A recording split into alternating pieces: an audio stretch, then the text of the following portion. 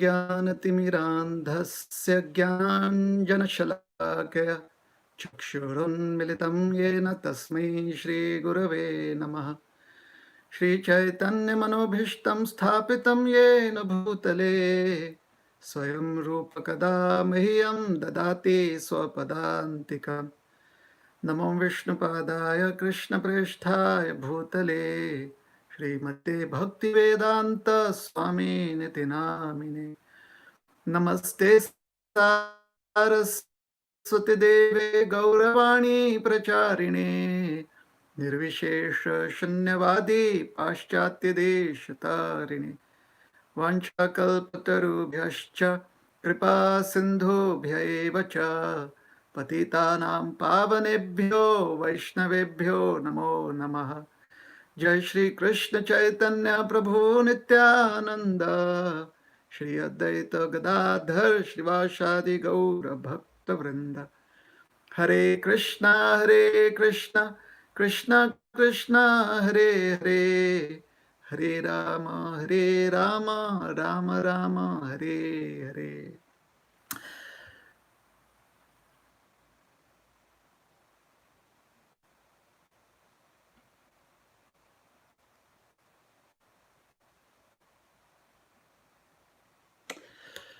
Hare Krishna Krishna Krishna Hare Hare, Hare Ram Ram Ram Hare Hare. Hare Krishna. So I really would want to beg forgiveness from everyone for being a little late. What I'll do is I'll take off my headphones because I think I can speak, and towards the end of the presentation, if there are going to be any questions, then I will put on my headphones again and speak. Sorry, I'll put on my headphones again and I will take questions and try to give answers to those questions. So we are going to read from Chaitanya Charitamrita. This is Adi Leela, chapter 1, text 34. Is that correct? Am I on the right verse? Can someone please let me know if I'm on the right verse? Actually, Prabhu, you're mute. You're on mute, so I cannot hear you. You'll have to unmute. Oh, I'm sorry. So let me go to 54. Let me quickly go to 54.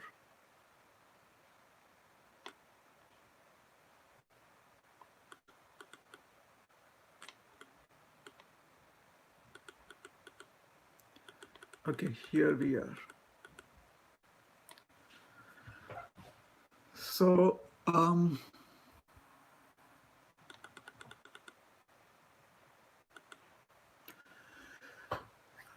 Sri Chaitanya Charitamrita, Adi Leela, chapter 1.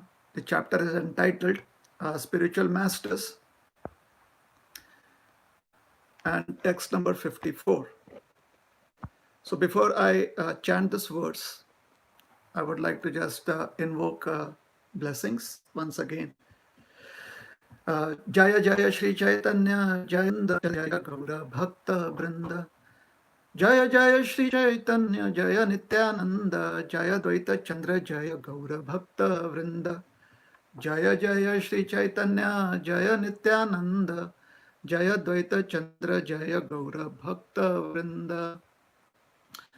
So all glories to Sri Chaitanya Mahaprabhu, all glories to Sri Nityananda Prabhu, all glories to Sri Advaita Acharya, and all glories to all the devotees of Sri Gauranga Chandra. We are reading text 54. Ritertham yat pratiyeta na pratiyeta chatmani tad vidyatmano mayam yatha bhaso yatha tamaha. Translation: what appears to be truth without me is certainly my illusory energy, for nothing can exist without me.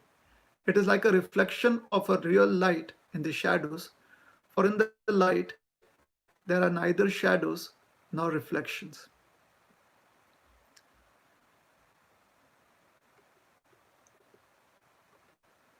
So I'll read the purport. It's a short purport. In the previous verse, the absolute truth and its nature have been explained. I'm sorry, this is purport by His Divine Grace A.C. Bhaktivedanta Swami Srila Prabhupada. Jai Prabhupada. In the previous verse, the absolute truth and its nature have been explained. One must also understand the relative truth to actually know the absolute. The relative truth, which is called Maya or material nature, is explained here. Maya has no independent existence. One who is less intelligent is captivated by the wonderful activities of Maya, but he does not understand that behind his activities is the direction of the Supreme Lord. In the Bhagavad Gita 9.10, it is said, Maya dhikshena prakriti suyate characharam. The material nature is working and producing moving and non-moving beings by the supervision of Krishna. The real nature of Maya, the illusory existence, is substance, and the relative truth depends upon its relationship with the absolute for its existence. Maya means energy, therefore, the relative truth is explained to be the energy of the absolute truth. Since it is difficult to understand the distinction between the relative and the absolute truths, an analogy can be given for clarification. The absolute truth can be compared to the sun, which is appreciated in terms of two relative truths: reflection and darkness. Darkness is the absence of sunshine, and a reflection is the projection of sunlight into darkness. Neither darkness nor reflection has an independent existence. Darkness comes when the sunshine is blocked. For example, if one is standing facing the sun, his back will be in darkness. Since darkness stands in the absence of the sun, it is therefore relative to the sun. The spiritual world is compared to the real sunshine, and the material world is compared to the dark regions where the sun is not visible. When the material manifestation appears very wonderful, this is due to a perverted sunshine, the absolute truth, as confirmed in the Vedanta Sutra. Whatever one can see here has its substance in the absolute, has its substance in the absolute. As darkness is situated far away from the sun, so the material world is also far away from the spiritual world.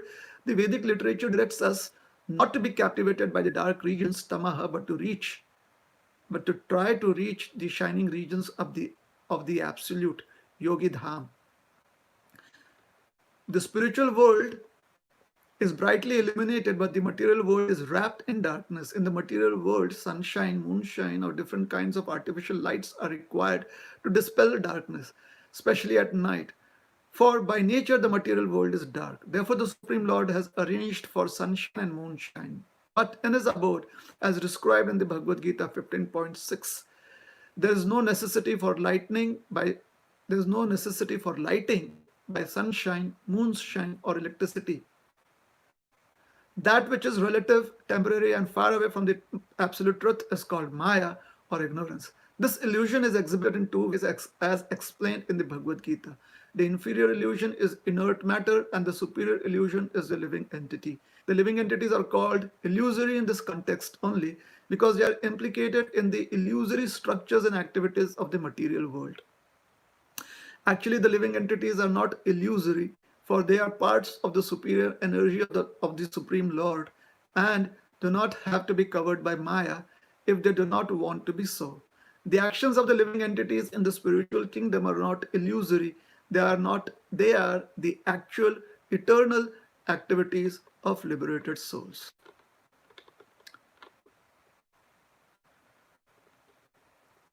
So, in the first chapter, Amrit, is explaining certain simple aspects of philosophy, such that when we hear the pastimes of Lord Chaitanya later on and his activities and his teachings, then we would be able to accept it in the right consciousness.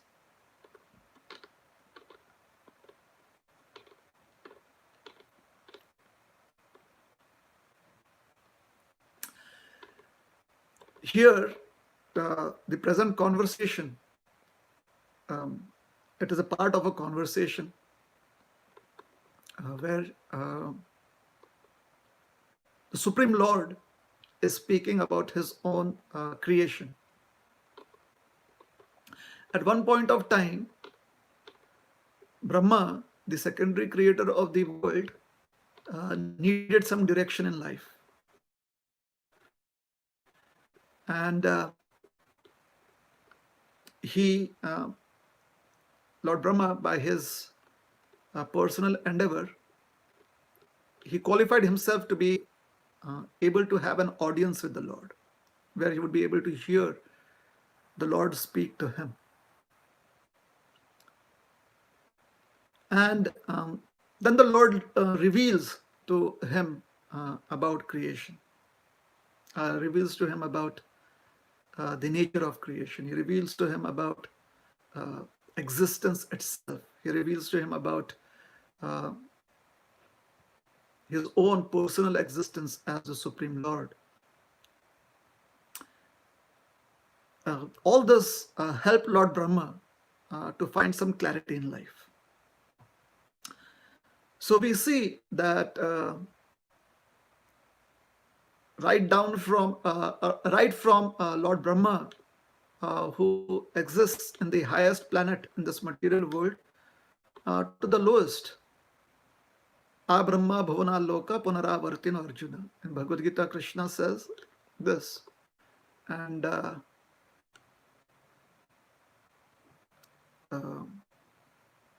Punaravartino. Punaravartino means one has to return back. Basically, it means that one completes a full circle and is back to where one was previously in terms of knowledge, because one does not have enough knowledge or enough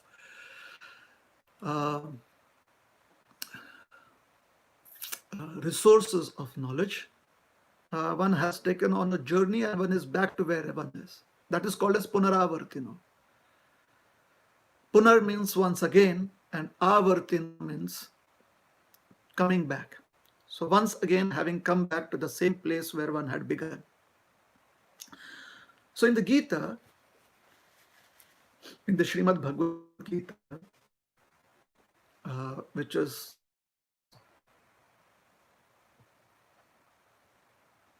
an excerpt, it is a part of the great epic Mahabharata.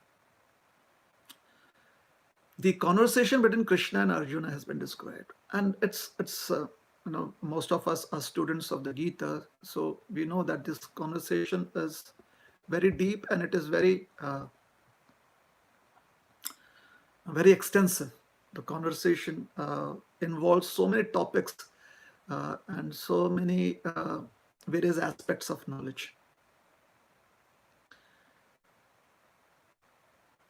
The verse that I just quoted was in reference to was to help us, or to help me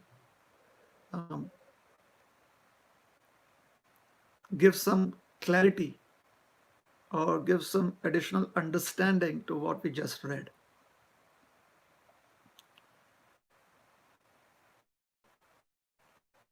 Are on the topmost planet in this universe to the lowest.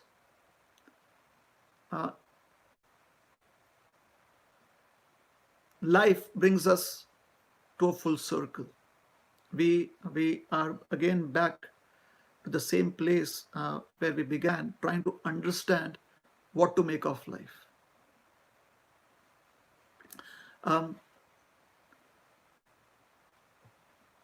Please let me know if the transmission is all right, because just an hour back I was having another lecture and there was some glitches in the transmission. So please let me know if it is not all right. Okay. Perfect. Thank you. So I'll continue.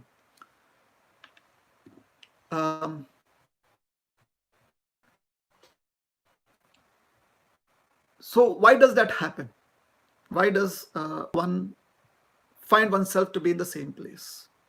And How is it that everyone from the topmost planet to the lowest planet in this creation would be subject to this experience? So actually what Krishna is explaining is the possibility of that happening. That unless and until one is careful, unless and until one is attentive, one will find oneself coming back to the same situation where it all began. And this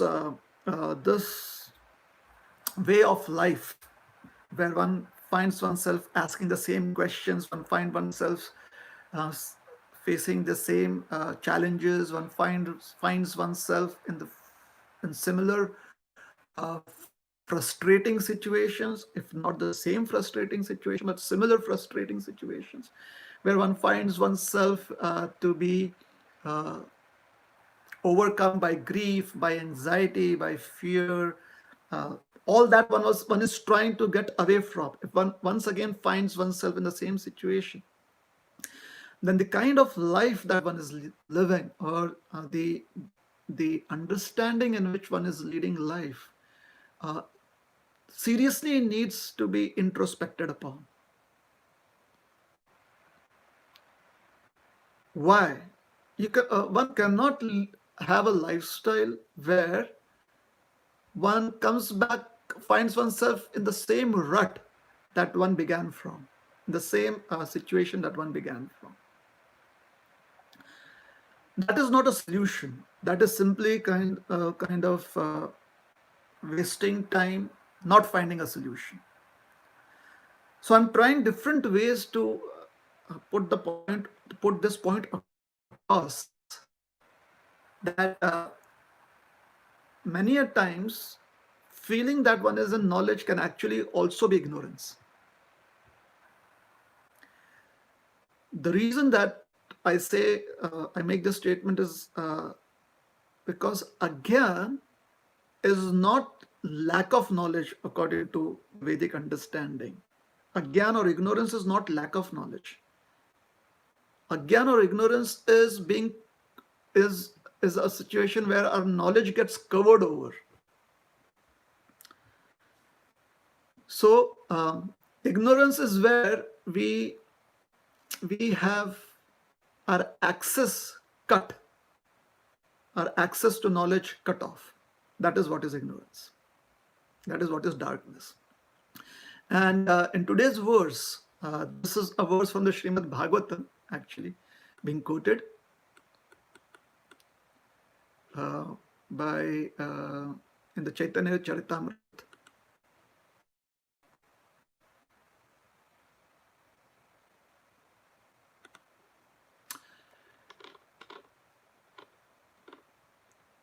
ऋतेर्थम यत् प्रतीयेत न प्रतीयेत चात्मनि तद विद्याद आत्मनो मायाम यथा भासो यथा तमः. It is many scholars consider it to be the part of the Chatushloki Bhagavad that was spoken to Brahmaji. So having heard from our previous teachers, we understand that today's verse is one of the four verses that was spoken to Brahmaji.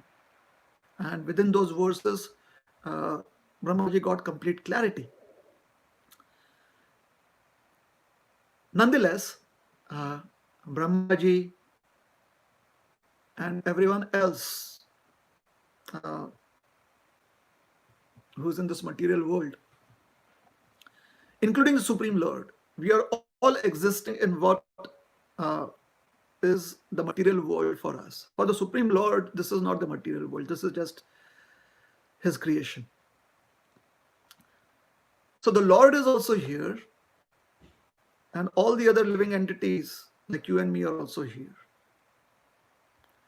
And we are faced with this dilemma. We are faced with this, we are on this two-pronged path.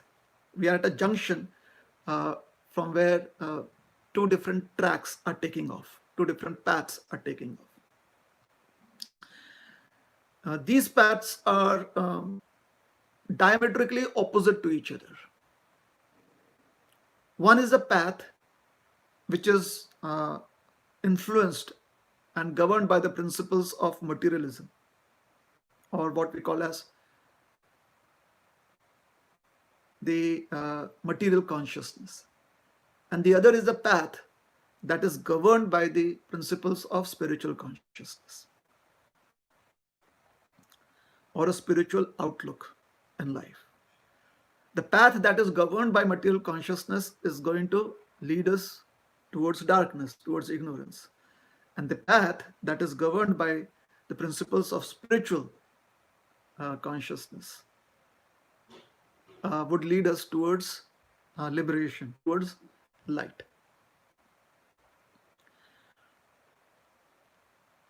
Both these paths are the expansions of Krishna in the form of his energy.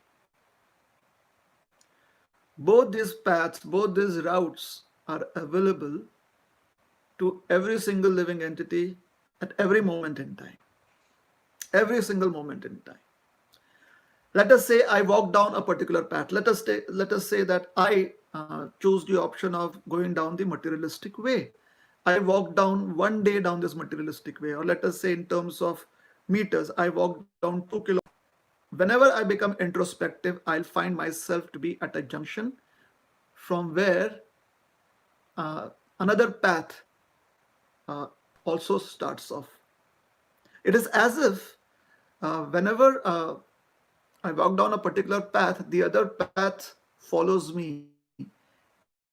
And when I become introspective, I notice that I have an option to walk down the other path. Now, this could happen either ways. Now, supposing I'm on the path governed by spiritual consciousness. If I become introspective about how I'm losing out my material pleasures and missing out on it. If I introspect about missing out on material pleasures, immediately that introspection will make me see myself again at a juncture.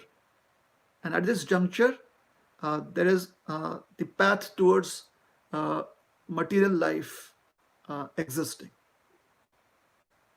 This is how this material creation is. Moment to moment, one will find that as soon as one becomes introspective, as soon as one becomes analytical, one finds that one always has one of these two options. And therefore, this material world is characterized by the existence of light and darkness. Or much more simply put, or much more the terminology that is more popular is this material world is a world of dualities. This is not how it works for the Supreme Lord. The Supreme Lord is not affected by dualities. So everyone else except the Supreme Lord in this material world will be faced with dualities. Now, great personalities or the eternally liberated souls who are also in this material world, they are also having their journey in this material world. These eternally liberated souls constantly choose the path of life, the path of light. Therefore, their existence is similar to the existence of the Supreme Lord. Just as the Supreme Lord is never in darkness, these great souls are never in darkness. Every moment of the introspection, they are very careful, they are very attentive to choose the path of light. However, other living entities who have a history, they have a history sheet in this material world, because having spent so many lifetimes in this material world, we will be faced with challenges, we will be faced with difficulties of which path to choose moment by moment. Now, for the Supreme Lord and for the great souls who are not affected by the existence of dualities in this material world, who are eternally uh, in knowledge, who are always in knowledge, let us say, who are always in knowledge, for them,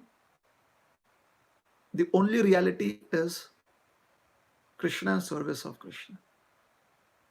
But for those who do not have such clarity, the existence, the world of duality appears to be a reality. For them, the world of duality appears to be a reality. Let me try and explain this because it is very technical and the first chapter is very technical. The material world is real. There's no doubt about it because the material world is the energy of Krishna. Krishna's energy is always real. The existence of the material world as Krishna's energy is the real existence of the material world. The existence of the material world as a place separate from Krishna for our enjoyment is the illusory understanding of the material world. When we have an understanding that the material world is an energy of Krishna, then that is reality. When we have an understanding that the material world is separated from Krishna and its existence can be for me seeking pleasure separate from Krishna, this is the illusion of reality. The material world is also for serving Krishna. The material world is not a place for us to try and enjoy separately from Krishna. Unfortunately, because we do not have this clarity in life, we want to enjoy separately from Krishna. That facility in the form of an illusion or a dream appears to exist in the material world. The facility that I can enjoy from Krishna separately appears to exist. And the reason that it appears to exist is because, first of all, nothing in this material world works without the sanction of Krishna. Maya Adhyakshena Prakriti Suyate Characharam. So Krishna is in control of this material world. However, simply by putting blinkers over our eyes or covering up our eyes and thinking that there is no Krishna, now that is an illusion that we create. So this illusion is the illusion of embodied life. This illusion is the illusion of the 84 million species of life, or 84 lakh species of life, or 8,400,000 species of life. This is the illusion. I hope that is not too technical. So the material world exists. It exists as an energy of Krishna. So as soon as the great souls, those who are always in knowledge, they understand that this material world is meant for serving Krishna. And therefore, they use all the resources of this material world to serve Krishna. Hence, they are always in knowledge. They are always free from darkness. They are always free from ignorance. The disillusioned souls or living entities, thinking that because I do not see Krishna, therefore Krishna does not exist. And with this understanding, or feeling that this understanding is correct, accepting that as reality, that is the illusion of this material world, this material existence. And because of this illusion, there has to be duality. Because I think that Krishna is not there, therefore there's duality. This brings forth a duality that Krishna might exist or he might not exist. Now, from this original misconception comes all the other dualities of heat and cold, up and down, day and night, etc., etc., etc. So during the day, one feels that one can enjoy better because one sees all various varieties. One can see distinctions at night because of darkness. One is not able to see, so one will feel that one cannot enjoy. Hence, one may like day better than night. Now, this idea that one can enjoy more or one can enjoy less, this duality, or one is better than the other, this duality, it comes from the fact of our misconception, or from the original doubt that we have. Does Krishna exist or does Krishna does not exist? So the simple conclusion after little introspection or analysis should be that following in the footsteps of great souls, one should understand that Krishna, not only does Krishna exist eternally, however, the material world also exists for his, in consideration of his happiness, in consideration of his pleasure. And the sooner we realize that we have to use the resources of the material world in serving Krishna, uh, the more we'll find ourselves away from darkness and in the presence of knowledge, in the presence of light.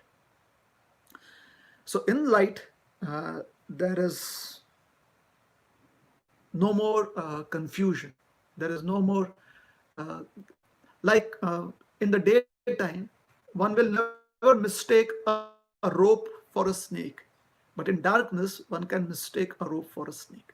So in darkness, there is the existence of snake, there is the existence of rope, and there is the existence of the rope being a snake, or the existence of a snake being a rope, or the existence of a snake not being a rope, or the existence of a snake, of a rope not being a snake. So there are so many other uh, um, subsidiary misconceptions that arise in darkness. Whereas in light, there is clarity. There is rope, there is snake. The rope is not a snake, snake is not a rope. It can never happen like that.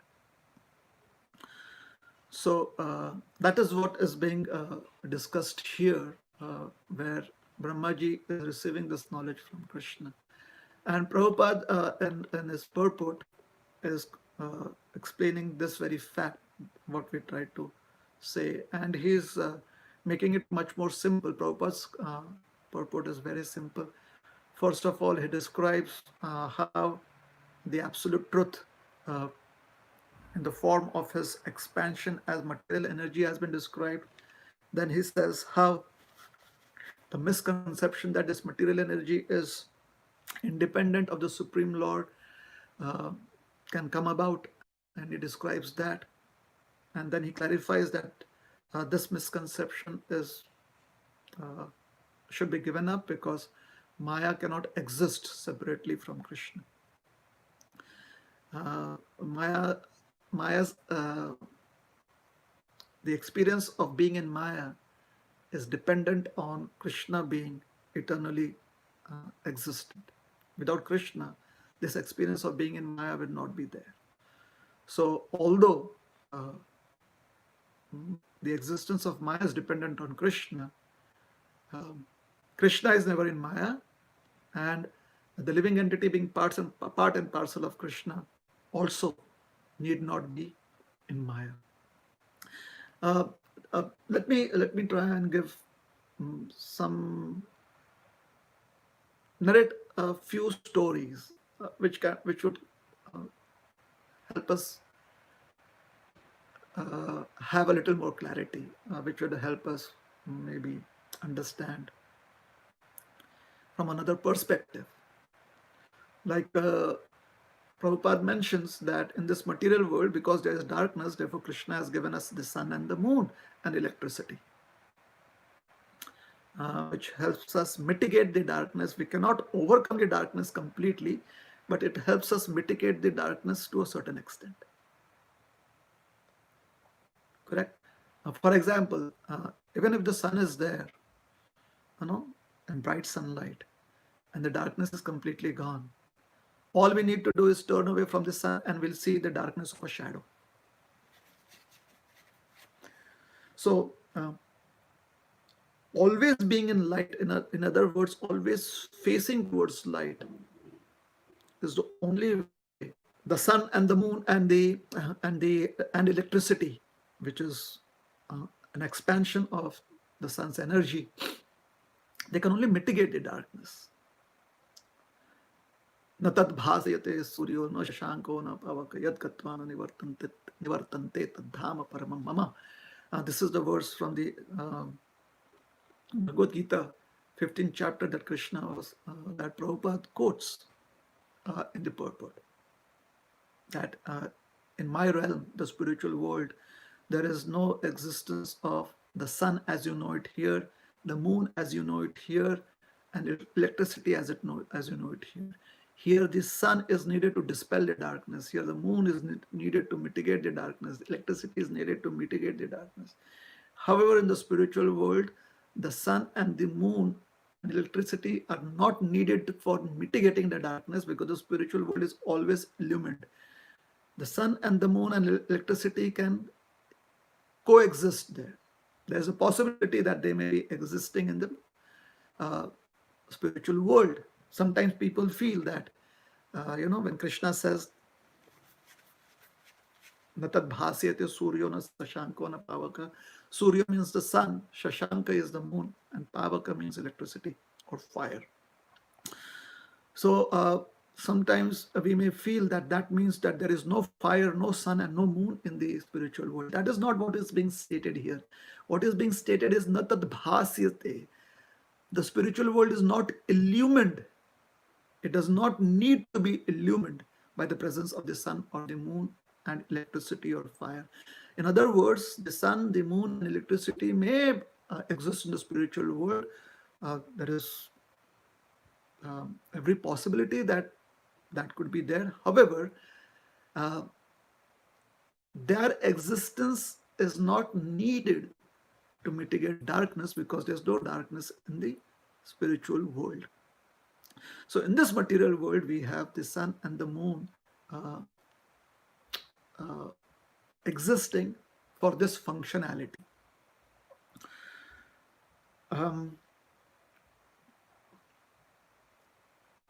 If one can reset the way we understand things, the way we perceive things, we can reset our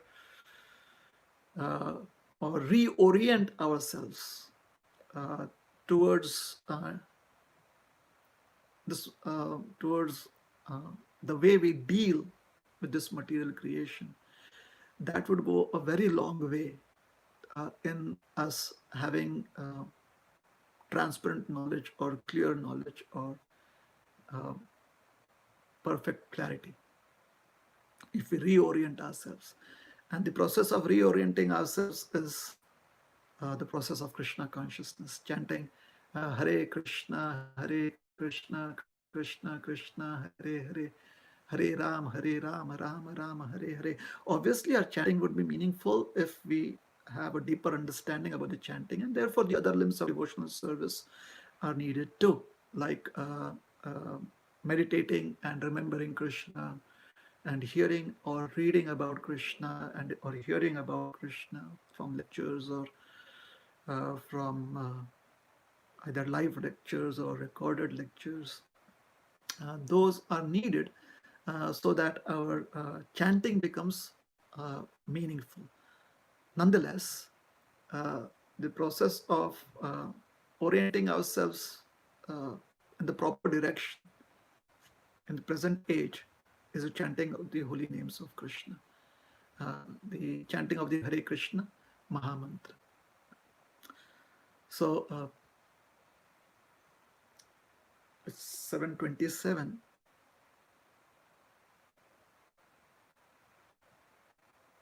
So I'm not sure. Let me put on my earphones. Do I have time to go through another verse, or can we stop here and take questions?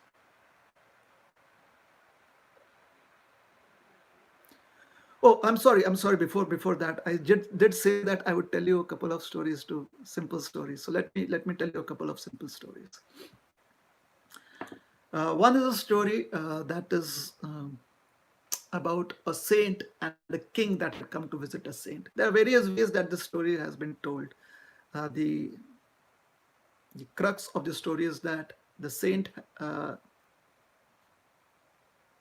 spends time in seclusion, and there are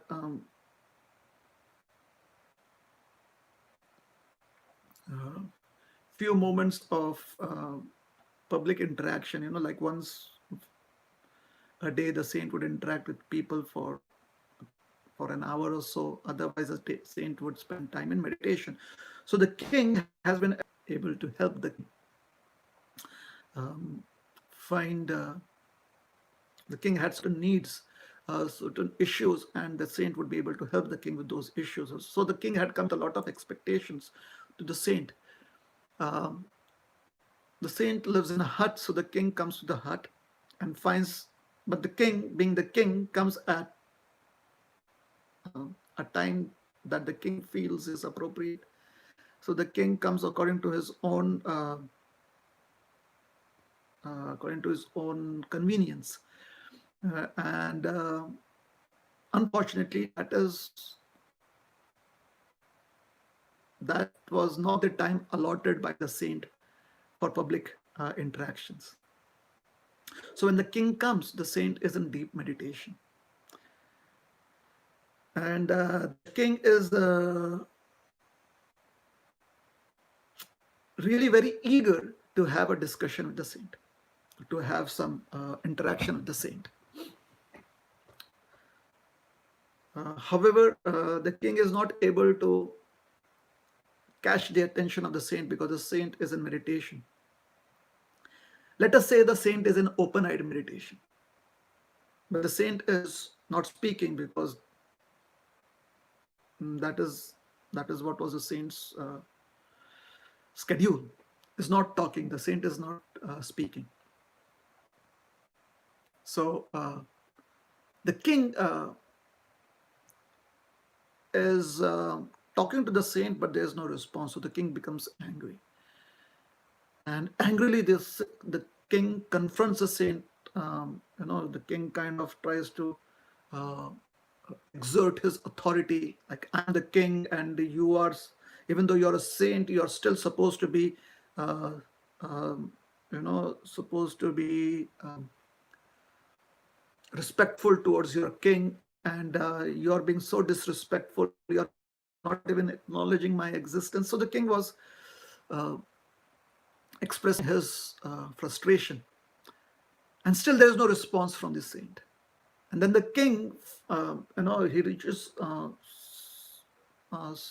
point of such intense anger that he takes out his sword, and he says that because you are exhibiting such arrogance, I should be punishing you by chopping off your neck or chopping off your head. And that's the saint responds. The saint says that, my dear king,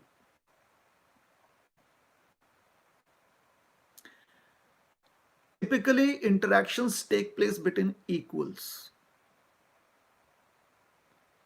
How can I interact with you when you're this makes the king seriously angry. The king is so agitated. He's like, he just made a point that being the king of the land, even though one is a saint, one is supposed to respect the position of a king, which is true actually, which is not wrong, which is correct. So when the king hears the saint say that you are the servant of my servant, the king is boiling with rage. But some intelligence stops him from being violent, and he says, how can you say that? And the saint says, well, you see, I've spent so many years chanting the holy names to conquer my emotions, and today I have conquered anger. Whereas I see that anger is ruling over you. So you are a servant of anger, and I have mastered over this emotion of anger. So the saint, the king and anger management class, but basically the saint said that uh, anger serves me and you serve anger. Therefore, you are the servant of my servant. The idea here is many a times we may consider illusion to be reality and we may not even realize it. We may consider the shadows in the darkness to be real. We may not realize that the shadows exist because we are looking into the darkness. The shadows are just transformations of the darkness that is already there.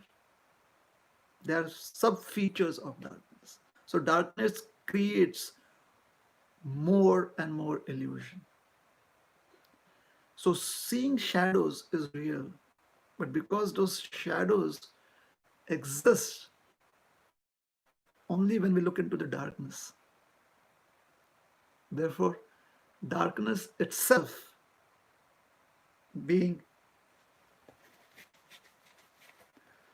absence of light, so that itself is a misconception. So even if one finds reality in misconception, that reality is actually it is born of misconception. Therefore, anything that is right in this material world is not right completely, is not completely correct unless and until it is connected to the service of the Supreme Personality of Godhead. Therefore, in the scriptures it is said that for one who serves the Supreme Personality of Godhead and one who does service under the spiritual master and under the scriptures, all good qualities are naturally born within that person. But for somebody simply existing in the realm of the mind and who is existing in misconceptions, no good qualities can exist in that person, even though it appears that the person is pious, the person is truthful, because it is all based on misconception. Ultimately, it is all a zero, a big zero. So without being connected to Krishna, without being connected to the real world, the real existence, everything else may appear to be real. However, it is an illusion if it is born out of misconception. And the greatest misconception is that one can enjoy separate from Krishna. And the reality is that real enjoyment is when one serves Krishna, when one offers service unto Krishna. Another short story is about the great sage. Said about many sages, one of the sages being Ashtavakra Muni. It's not really very clear if this King Janak is the mother of the Sita, the wife of Lord Ram, or not. But because traditionally all the kings of Mithila, the province of Mithila, were called as Janak. That was the title given to them. If you refer the scriptures, you'll find that. So anyways, the Muni had approached the king, and the king had asked the Muni a question that I've heard about the illusory energy Maya, and I've heard about how one gets entangled with Maya. Can you let me know how to be free from Maya, or free from illusion, or free from the entanglement in this material world? The Muni runs to a tree, and the Muni puts his arms around the trunk of the tree and latches onto the tree and starts shouting, please free me from this tree, please separate me from this tree, please give me back my freedom. And the king goes up to the saint and he says, dear saint, all you have to do is unlatch yourselves, unlatch your hands from the tree, you just take your hands away from the tree and you will be free.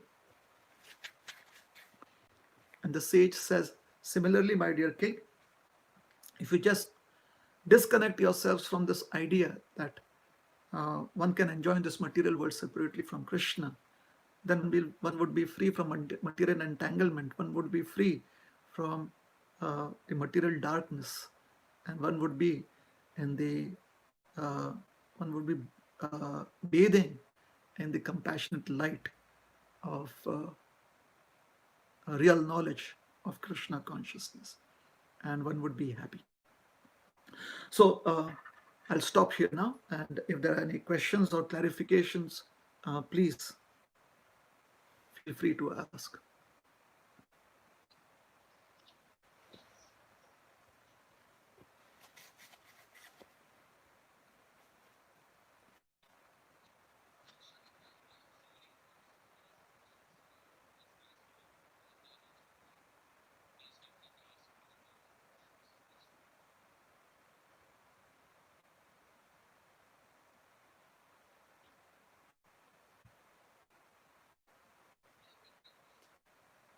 Sure.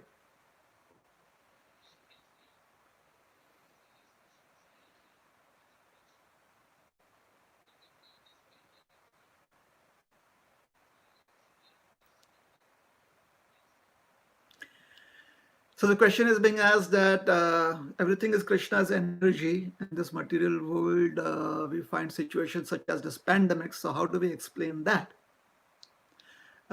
Prabhupada would explain any such occurrences in this material. Oh, sorry, this is my answer. Prabhupada would explain any such situations in this material world by giving the analogy of a prison house.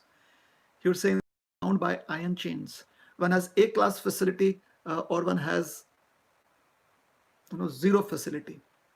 The fact that one is bound by the four walls and one is restricted in one's freedom is going to always create problems for one. So Prabhupada would say that, or what he would imply is that try to be a good prisoner, keep yourself safe in prison, which basically in this pandemic one has to practice safe and healthy habits.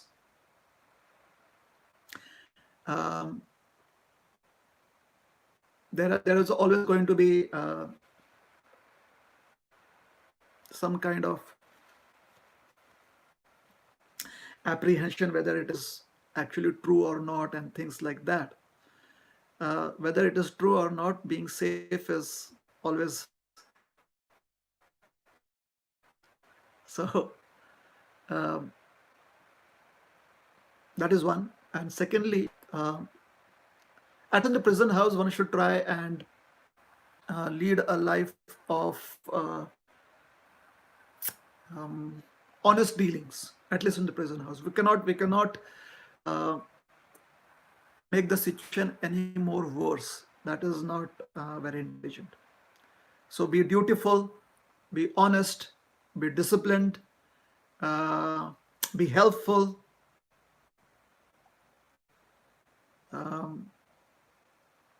Follow whatever norms have been given, follow the routine, the schedule that has been set up in the prison house. So since this material world is like a prison house and we realize that we are prisoners here, if we follow these principles, as Prabhupada said, sometimes the situation may be difficult, pandemic, sometimes it may be something different. One day, by having proven to the judicial committee, once we have proven to them that we have finished our sentence in the prison house and we are now no longer a danger to society or to ourselves, and we will be very compliant in the outside world, we will be let out of the, or let out of the prison. We will be liberated. So as soon as we are no longer a danger to ourselves or anyone else, and we have finished our sentence in this material world by practicing the norms that have been given to designate ourselves as a good prisoner, a dutiful prisoner, if we follow those norms, then we'll be liberated. And this material world will simply seem to be, existence in this material world will simply seem to be a bad dream from which we'll hopefully not suffer again. Most probably we'll never suffer again from this bad dream once we are liberated, once we've gone back to the spiritual world, to Goloka Vrindavan. So please stay safe, practice all that is needed to be healthy, physically and mentally, and for be disciplined, be dutiful, truthful, helpful. All these are the norms that are set, uh, that have been given to us to be good prisoners. And finally, but the most important is to meaningfully chant Hare Krishna, or I think the word now is mindfully, right? To be mindful with our practice of chanting the Hare Krishna Mahamantra. And we'll find ourselves transitioning from being a good prisoner to being a good citizen of a free state in Golok Vrindavan. Is that helpful? Is that okay? All right. So can you stop here if there's no other additions or...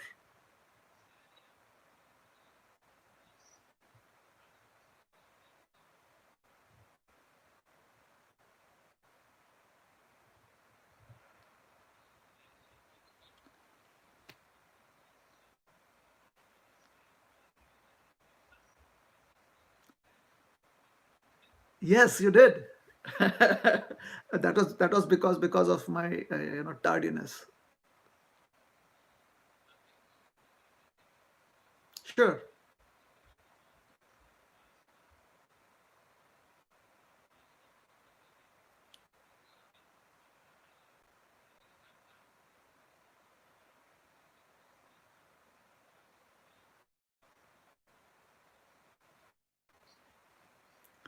Thank thank you very much. All glory to Srila Prabhupada.